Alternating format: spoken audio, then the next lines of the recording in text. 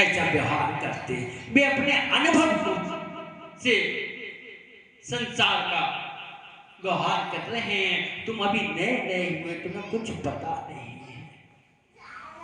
अब प्रहलाद होलिका जो है, प्रहलाद को गोदी में लेके और अग्नि में प्रवेश कर रही है।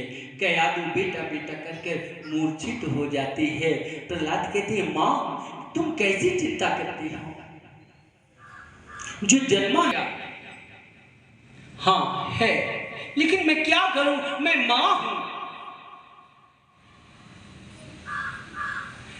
अब प्रहलाद बुआ की देखिए विश्वासघात कितना बड़ा है। बुआ वो प्रेम के वशीभूत होकर बुआ की गोद में बैठा जा रहा है और बुआ क्या षड्यंत्र रच रही है। जब अग्नि लगाई गई, जो ब्रह्मा की दी हुई चुनरी थी वो भगवान की कृपा से प्रहलाद के ऊपर आ गए। उसकी रक्षा पांचों तत्व करते हैं जो भगवान के शरण में हैं। वायु ने ऐसी वायु चलाई कि वह चुनरी उसके ऊपर से उतरकर प्रहलाद की गोद में आ गई। मेरे साथ विश्वासघात हुआ है। ब्रह्मा कहते हैं, ये विश्वासघात हमने नहीं किया है, तूने शक्ति का दुरुपयोग किया है। शक्ति तुझे तेरी रक्षा करने के लिए दी गई, दूसरे को भस्म करने के लिए नहीं दी गई। और पहली बात ये, तूने भक्ता अपराध किया है। इसलिए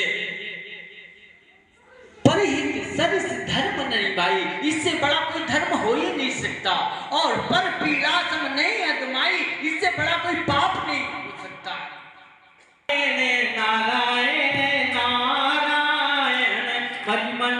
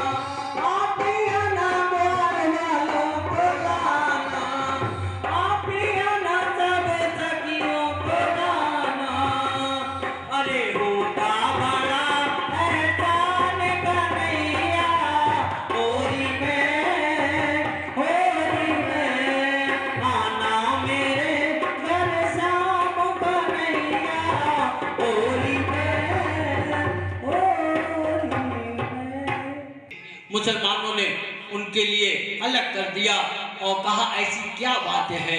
बोले कि एक शर्त रखी, अगर ये बच्चा सवेरे तक जीवित नहीं हुआ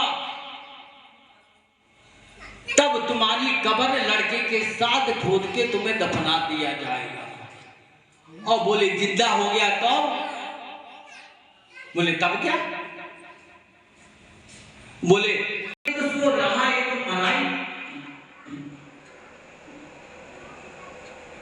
अब सुबह को जब देखा ठाकुर जी से कहा काले खाने कि अरे भगवान ने देखो, अगर सवेरे तक ये जीवित नहीं हुआ, हम सवेरे को जब आई पूरी फौज की फौज, उन्होंने कहा बेटा उठो, ये तुम्हारी इबादत का समय हो गया है।